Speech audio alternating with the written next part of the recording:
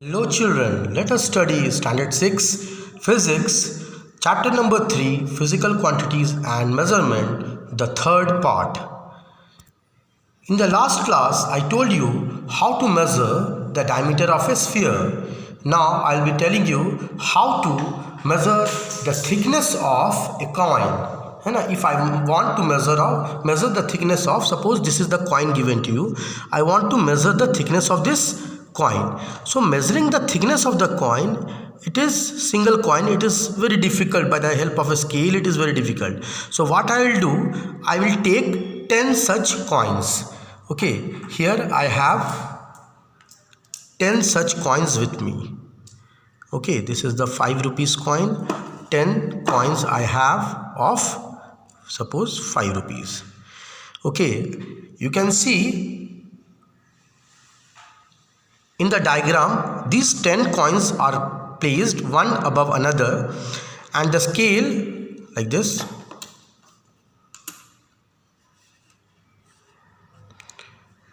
Okay, and a scale is taken and just the length is measured. Okay, suppose 10 coins, it is coming, suppose 2 centimeter. How much is coming? Suppose from here to here it is coming 2 centimeter. Okay, the length of, or the height of the 10 coins, it is coming 2 centimeter. So how will we measure the thickness of each coin? The thickness of each coin you can see here. So 10 coins, it is coming 2 centimeter to 1 coin, thickness will be 2 by 10, that is equal to, suppose, 0.2 centimeter. Here you can see thickness of each coin, formula it is given, height of the coin by number of coins. Now children, if I want to measure diameter of a wire is very thin, isn't it? Measuring the diameter, suppose this is the wire given, this wire diameter, it is very thin. So measuring the diameter is quite difficult. So what we'll do, you can see in the diagram it is given how the pencil is kept and the thread is wound around the pencil. You can see in this way. Okay, the thread is wound around the pencil, and suppose 50 numbers of turns I made 50 number of turns. Okay, 50 number of turns I made. So how to find the diameter of the wire? For 50 number of turns, the total length, suppose it came 5 centimeter. How much it came? 5 centimeter. So what will be the thickness of the thread? Okay, here you can see, suppose for 50 turns, the wire length came 5 centimeter. So one turn, it will be how much? 5 by 50, that is equal to 0.1 centimeter. So we can write the formula for the diameter, for finding the diameter of the wire: total length of the turns of the wire by number of turns of wire. Okay, whatever length we are getting from here to here. Okay, and then how many turns we made, how many windings that we made. Here itself, suppose 50 turns you made, 5 centimeter came, 1 turn, 5 by 10, finally the answer came 0.1 centimeter. Is that clear? Now children, we will be learning about the measurement of mass. You know what is mass? The amount of matter contained in an object is said to be its mass. Okay, the SI unit of mass is kilogram. Other submultiple units of mass are gram and milligram. Okay, the other and the multiple units, heavy masses will be measured in quintal, metric tons, etc. Mass is measured by the help of various devices. One of such device is beam balance. Okay, beam balance, or in simply Hindi what we call tarazu. Okay, now it is the simplest instrument which is used for measurement of mass. You can see in the diagram, simple beam balance. Okay, the things which is to be measured, it is kept at one side and the standard weight is kept at one of the pans. Okay, these are the two pans. Okay, the pointer is there in the middle. When no weight is kept, okay, the pointer should be in middle. Okay, The beam balance work on the principle that when two bodies with two equal masses are kept, okay, they are placed on two sides of the pan, they secure a state of horizontal balance. Okay, this balance, it will become straight. Okay, you should know the beam balance should have the following features. Both the pans should be of equal mass. Both the arms should be of equal length. Okay, and both the pans should be suspended with string. Okay, both the pans should be suspended with strings, and the length of the string should be equal.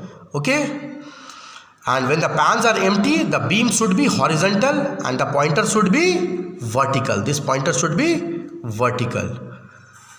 Nowadays, various traditional beam type of balances are coming. Nowadays we have electronic weighing machine. You can see the electronic weighing machine. If you have ever gone to a goldsmith, you must have seen this physical balance, which is very sensitive. You know, this kind of balance, it is used for measurement of gold. Okay, very costly material such as gold. Gold, you know, even a slight fraction of milligram, if there is a difference, it will be a huge loss for the goldsmith. So they use a balance, physical balance, which can measure, which is very sensitive and which can measure very accurately.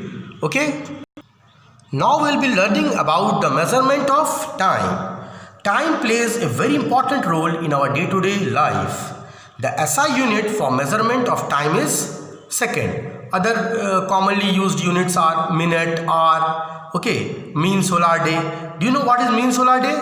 It is the time taken by the earth to make one complete rotation about its own axis.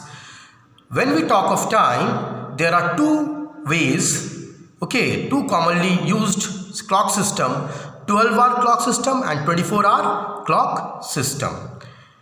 Okay, in the early days when no clock was developed, okay, the ancient Greeks, they used sundial, sand clocks, etc. If you ever go to Jantar Mantar in New Delhi, you can see Samrat Yantra, okay, at Jantar Mantar. It is a huge sundial. Okay. Nowadays, various clocks such as analog clock, digital clocks, okay, they are used for the measurement of time. For the sports event, if we have to measure the time interval between the two given instant, we use a stopwatch. Stopwatch, you can see in the diagram here itself.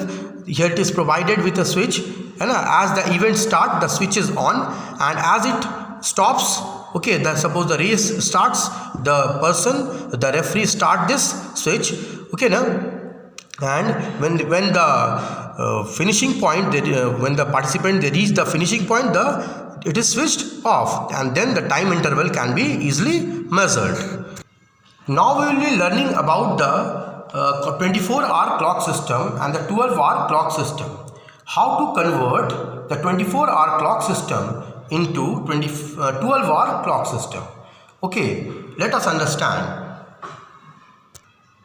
Suppose the arrival time of the train is 13:45 hours. It is given to you. You have to convert it into 12-hour clock time. It is very simple. Here what we will do, we will subtract 12 from it. Okay, like 13:45 it is given. We will subtract 12 from it. Okay, it will be 1:45. It will become PM. When you are subtracting 12, no, it will become what? Here PM. That means the arrival time of the train is 1:45 PM. And suppose it is given the arrival time of a train or anything, it is given suppose 6:30 hours, 0630 hours. So here itself it is already given 6:30 hours, means less than 12. It is in AM. It is already, we can write in 12-hour clock time, we can write this is 6:30 AM. What is this? 6:30